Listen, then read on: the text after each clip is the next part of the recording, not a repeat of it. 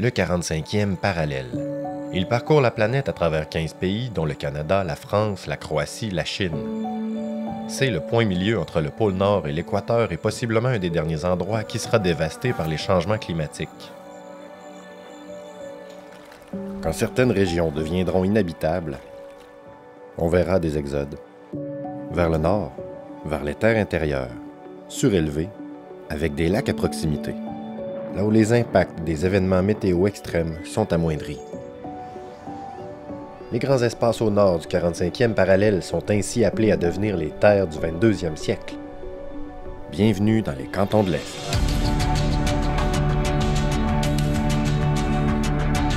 Des plaines fertiles entrecoupées de collines, de vallées, de rivières. Des ressources naturelles qu'on tente de sauvegarder. Et aussi des villes et des villages de toutes les grandeurs, remplis de monde accueillant et de commerces charmants. Pionnier de l'agriculture biologique dans la province, synonyme de produits artisanaux hallucinants. Un mariage entre l'homme et la nature, comme nulle part ailleurs. Il en résulte des lieux hors de ce monde, des routes sinueuses à perte de vue, des sommets sans pollution lumineuse pour observer la voûte céleste, la richesse chromatique automnale ou la faune diversifiée qui y réside. Vous demandez comment on arrive à ça et combien de temps ça peut durer? On va aller sur le terrain essayer de comprendre ça. Moi, c'est Victor, je suis avec ma grande amie Mélissa qui est aussi photographe. C'est à travers un road trip détaillé que je vous propose aujourd'hui de découvrir avec nous les cantons de l'Est.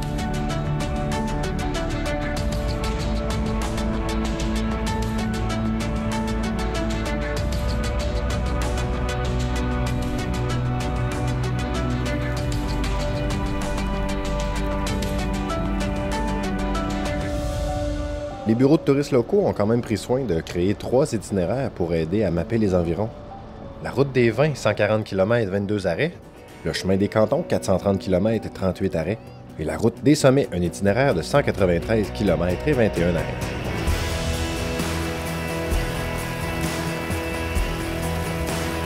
Vous commencez à apercevoir des bâtiments agricoles convertis, des ponts couverts, des étables, des granges rondes.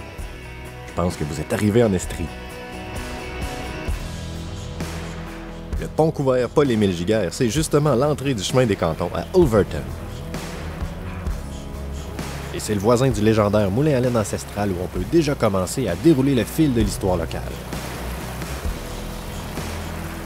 Mais nous, on se dirige vers une ville minimaliste qui porte en elle tout le caractère et l'essence de l'Estrie.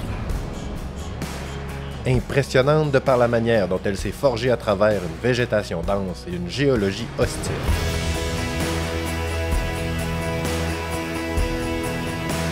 Quaticook ou en Abénaquis, où la rivière est bordée de pins blancs. 9000 habitants soigneusement répartis qui vous accueillent dans leur environnement naturel. Le vertige qu'on ressent est énorme quand on traverse pour la première fois cette gorge, ce gouffre, ce canyon spectaculaire de 50 mètres de profondeur. Le pont suspendu qui joint la forêt à la ville reçoit plus de 60 000 piétons chaque année. Ça attire tellement les marcheurs que partout dans le monde, des dizaines de pays ont emboîté le pas en construisant des structures toujours de plus en plus longues. Long de 169 mètres, le pont suspendu de Quaticook était à ses débuts parmi les plus longs au monde, mais il a depuis considérablement dégringolé au palmarès, loin derrière le Sky Bridge de 720 mètres en République tchèque. En plus d'être un attrait majeur du parc de la Gorge de Quaticook qui fait partie intégrante de l'expérience nocturne Foresta Lumina, et on attend justement la tombée de la noirceur pour y assister. Et puisque les gorges version Gauzier ne sont pas en reste par ici, on met pas de temps à trouver où mettre la table.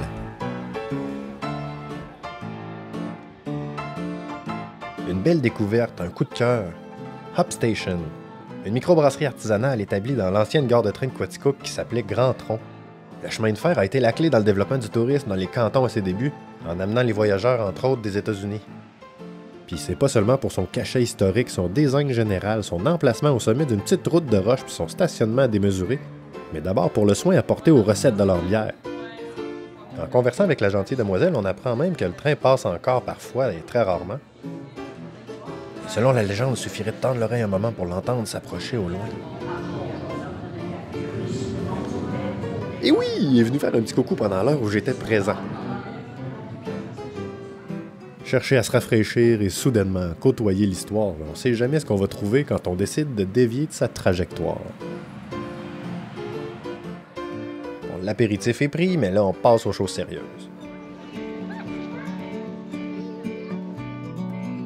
Foresta Lumina, c'est un parcours nocturne en son et lumière de 2,6 km étalé sur 11 zones.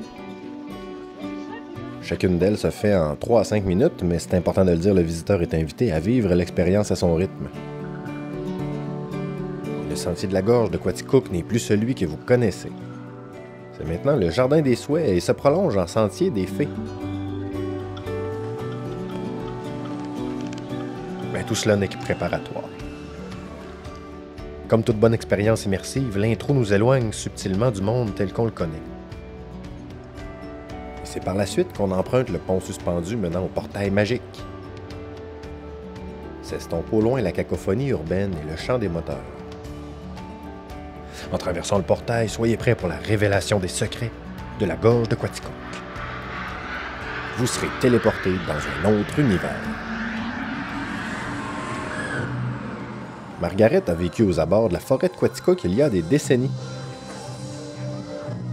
Et encore à ce jour, son âme y habiterait. Elle possédait un don qui lui permettait de voir des choses que les autres ne voyaient pas. Margaret était encore qu'une enfant quand elle a découvert les pouvoirs que ça lui conférait. Et comble de terreur, la forêt était aussi le refuge d'une créature.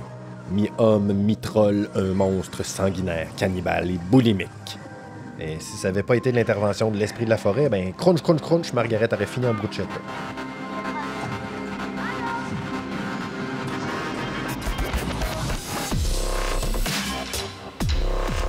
Et mention spéciale au design surréel qui meuble les parcours entre les différentes zones.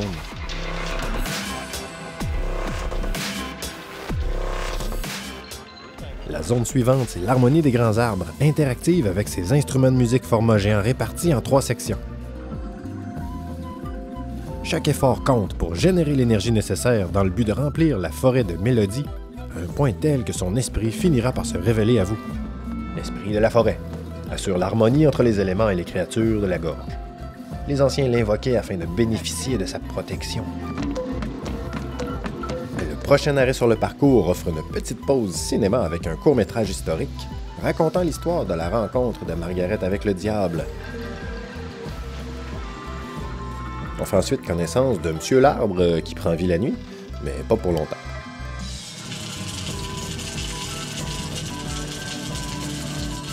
Comme tout bon spectacle en son et lumière, l'ambiance sonore joue pour la moitié de l'expérience. Et on peut dire qu'on n'a pas lésiné sur la qualité de ce côté-là.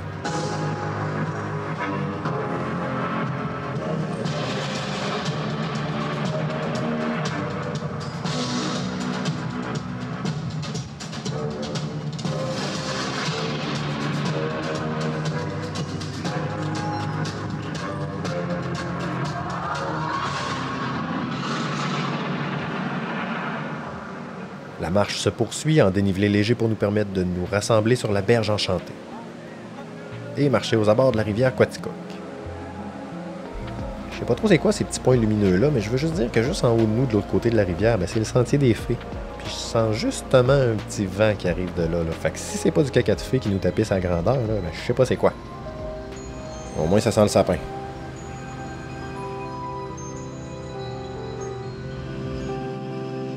Foresta Lumina est une œuvre d'art contemporaine projetée sur une toile de fond intemporelle.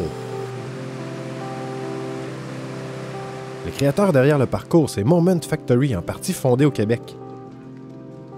Ils œuvrent maintenant à l'international et offrent une multitude de parcours de ce genre-là dans une grande variété de pays. C'est quand même une idée géniale pour une ville qui veut maximiser le potentiel touristique au-delà du coucher de soleil. Et c'est bon pour tout le monde, comme le camping du Parc La Gorge adjacent ici qui nous accueille pour le dodo.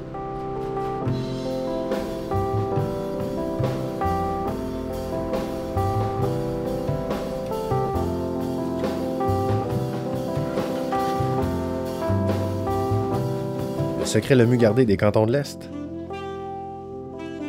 c'est qu'ils sont composés à 70% de terres agricoles, souvent exploitées par des familles, transmises à travers les générations. Plusieurs ont développé une expertise en agriculture bio et sont à l'origine des meilleurs produits du terroir qu'on consomme. Et vous allez voir, partout où on passe sur le chemin des cantons, on mange bien. L'accès à l'abondance du garde-manger naturel a clairement donné naissance à des cuisiniers et des brasseurs de bière aussi débridés que leur menu.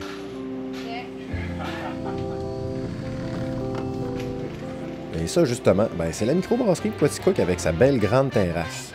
Pourquoi il pleut pas? La réputation de l'endroit est déjà faite, il y a de la bonne bière qui se brasse dans la place. Mais le menu style pub est une coche au-dessus, par exemple, parce que cette petite guedille défoncée aux fruits de mer, là, puis les calmants frits dans leur maillot poivré jus de citron, au palais. Et pour le dessert, juste au bord de la rue, la laiterie de Quaticook est partout à grandeur de la province. Pas compliqué, si t'as déjà mangé de la crème glacée au Québec, t'as déjà mangé de la Quaticook.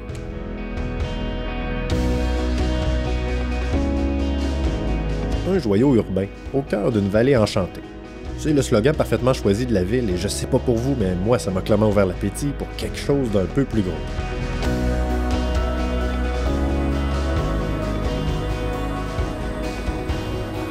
On va rouler une trentaine de minutes pour aller rejoindre les 30 000 personnes qui habitent une ville où il en passe annuellement 1,8 million. Jouissant d'une renommée internationale, c'est la ville la plus visitée des cantons de l'Est.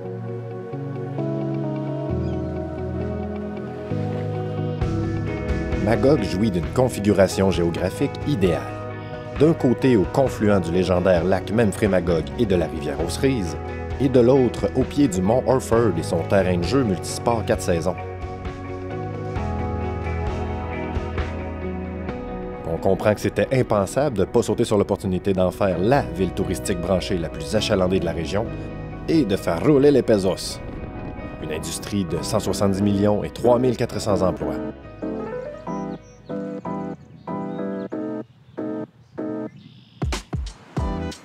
Moi, je vais établir mon quartier général au Manoir des Sables, très proche du centre-ville, mais assez en retrait pour être en milieu naturel. Un pied-à-terre confortable malgré son année de construction et la volonté de préserver le cachet. C'est surtout en extérieur que l'endroit brille avec plusieurs accès privilégiés. Au lac Magog par le biais des embarcations mises à disposition. Au terrain de golf et au court de tennis environnant. Ou simplement à l'ultime vue sur la vedette locale, le mont Orford. Le potentiel récréo-touristique de ce monstre est exploité d'un côté par des intérêts privés et de l'autre par le gouvernement à travers la CEPAC.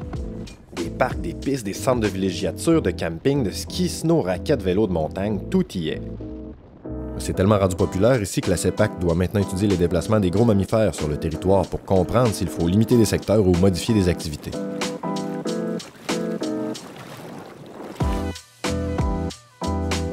J'aurais tout le temps voulu pour me mettre la tête dans les nuages un peu plus tard sur la route des sommets, fait que pour le moment, restons terre à terre pour explorer Magog.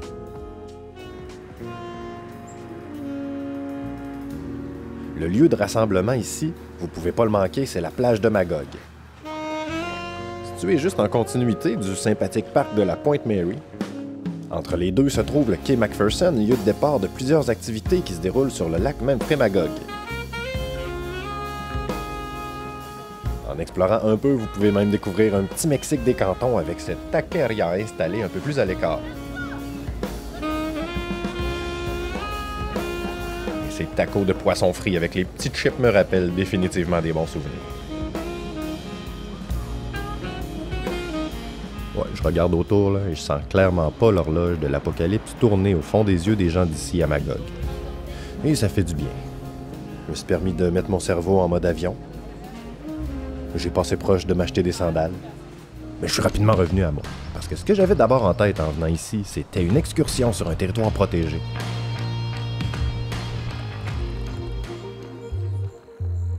La rivière aux Cerises est un endroit prisé des rameurs et des randonneurs, mais son marais est un écosystème indispensable à la survie de centaines d'espèces animales et florales, dont 22 vulnérables. Le marais de la rivière aux Cerises est le filtre naturel de Magog, un sanctuaire de biodiversité, un milieu humide minutieusement conservé.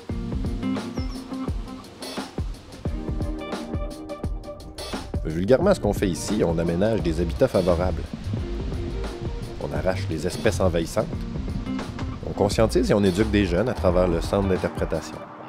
Et malgré qu'elles n'aient pas accepté de nous parler à la caméra, j'ai fait la rencontre de quelques carouges à épaulettes qui semblaient définitivement apprécier les efforts déployés. Mais surtout, beaucoup d'êtres humains très reconnaissants et appréciatifs de ces kilomètres de ponts de bois où respirer le grand air. Sans parler de la grappe d'aventuriers qui descendent la rivière à grands coups de rame, en direction de l'embouchure du majestueux Memphremagog, comme s'il n'y avait pas de lendemain. C'est 4 km de sentiers pédestres et 3,5 km d'eau navigable qui t'attend dans ce terrain de jeu naturel-là. Salut, bande de chanceux!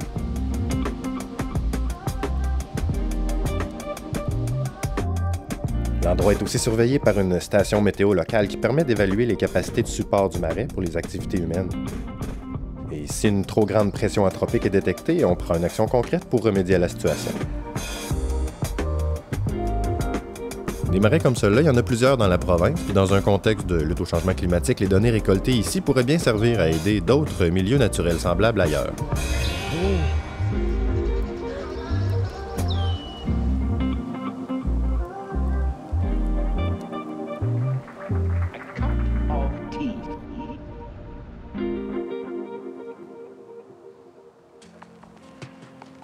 Un des éléments cruciaux pour le futur, justement, ce sera la préservation des plans d'eau, en particulier les lacs.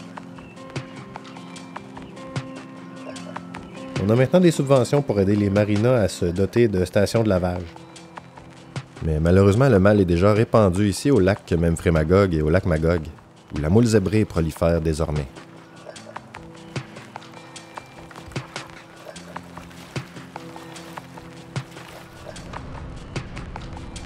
Au bout du quai, avec la vue donnant sur le lac, c'est la microbrasserie Le Memphré avec leur personnel fraternel et attentionné. Je te donnais un bon angle, mais... Ah ouais, cool, c'est bon ça. Alors, on a un petit plateau ici. Une petite palette de dégustation à deux sera juste correcte avec le soleil pour nous recrinquer.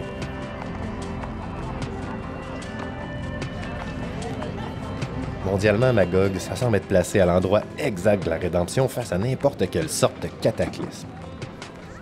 Le glacier de la fin du monde finirait par se détacher, emmenant avec lui de larges parcelles de terre. Magog ne changerait pas d'un poil. Et les gens viendraient encore faire du paddleboard en chest sur la rivière aux Cerises ou skier en bobette au mont Orford.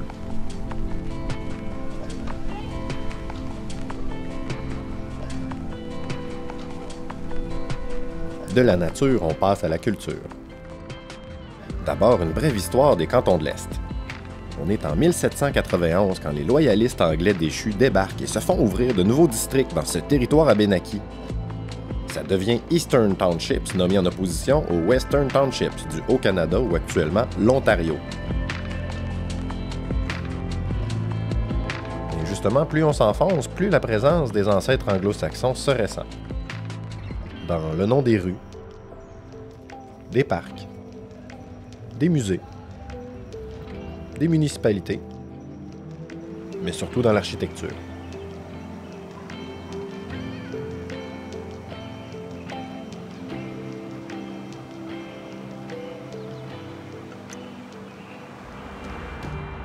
L'Estrie a énormément en commun avec nos voisins du sud, dont la rivière Saint-François, un joyau de 230 km affluent du fleuve Saint-Laurent.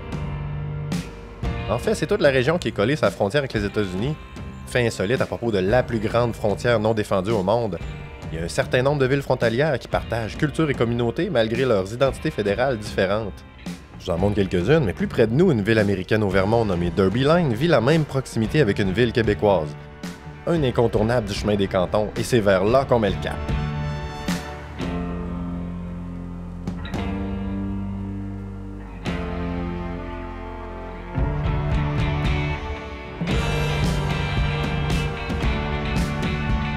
Stansted et Derby Line défient le concept de frontière en soi en partageant des espaces communs. Le meilleur exemple ici, c'est la Haskell Free Library and Opera House, dont la moitié est au Canada et l'autre moitié aux USA. Elle a été érigée par un couple canadien-américain en 1904. Il était parvenu à surmonter la division culturelle qui garde habituellement les Canadiens et les Américains loin l'un de l'autre. Évidemment, c'est une proximité qui dérange, surtout quand on sait qu'autant le Québec que le Vermont ont souvent eu chacun de leur côté des aspirations d'indépendance. Donc faut pas se surprendre que l'espace et l'art public reflètent cette harmonie de contraste.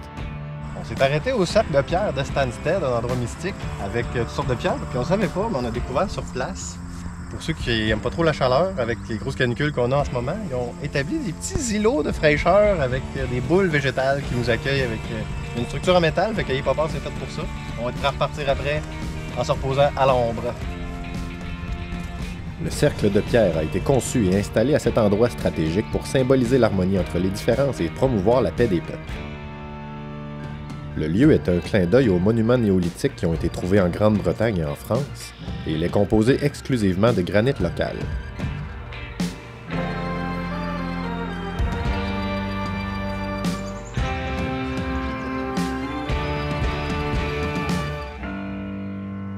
Sous les pierres du Nord et de la Paix, on a enfoui des artefacts sacrés provenant des 7 continents, des cristaux et des vœux de paix d'enfants.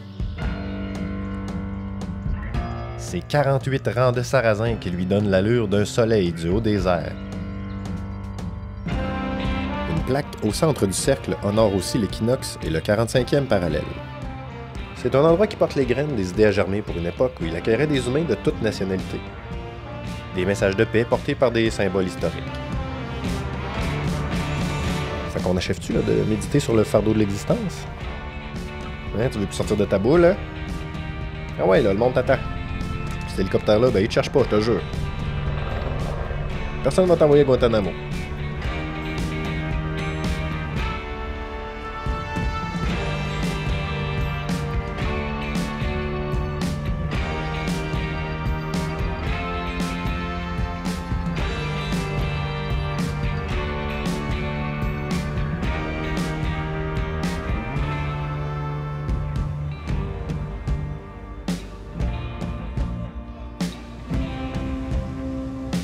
Un petit croissant à l'auberge Le Sunshine, vous savez ce que ça veut dire. Hit the road, Jack! Stansted fait partie de ces villes qui portent fièrement leur identité non définie par la nationalité ou la citoyenneté. C'est aussi un endroit qui fait d'un road trip dans les cantons de l'Est une virée progressive au cœur d'un métissage culturel improbable et fascinant. Et c'est pas juste à cause du dépanneur Wang Shu-chun Song Jingling.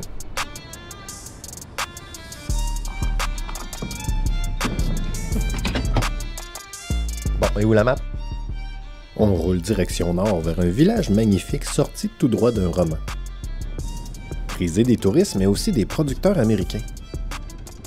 En effet, l'endroit a servi de toile de fond du drame Human Stain avec Nicole Kidman en 2003, du thriller Secret Window avec Johnny Depp en 2004 et de Driving Miss Daisy avec Morgan Freeman en 1989.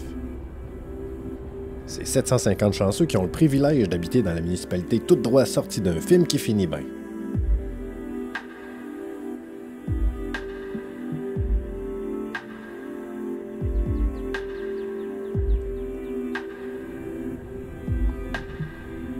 Le cœur de North Atlee, c'est sa marina. Avec ses quais accueillant plusieurs types d'embarcations.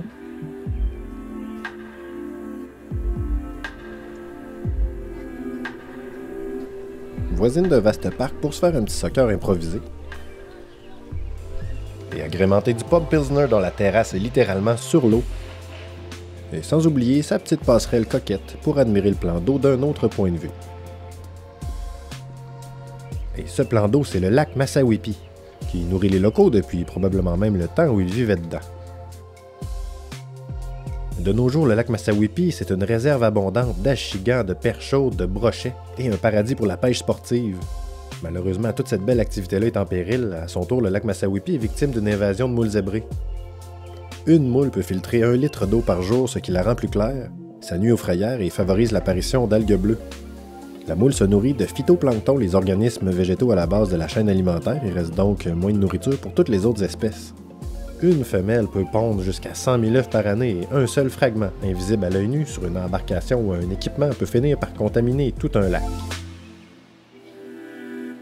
Et au moment exact de mon passage en juin 2022, des opérations de plongée intensive avaient lieu pour tenter de sauver le lac en retirant les moules une par une à la main. Mais oublions pour un moment le désastre en cours et prenons le temps d'apprécier un des plus beaux villages du Québec.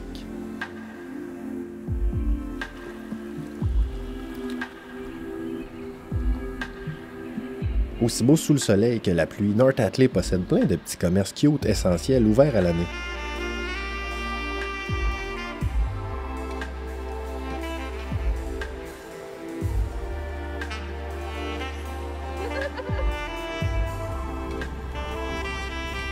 Pour une balade en milieu naturel, il y a une famille de 4 qui nous a chaudement recommandé le parc Scarwin. Et vous voulez que je vous présente cette famille-là? Et les voici.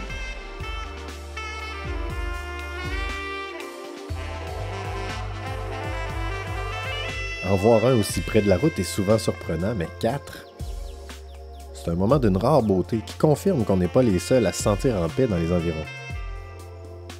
Les sentiers Massawippi offrent plusieurs options aux marcheurs des bois qui aiment agrémenter leurs excursions de rencontres sympathiques comme celle-là.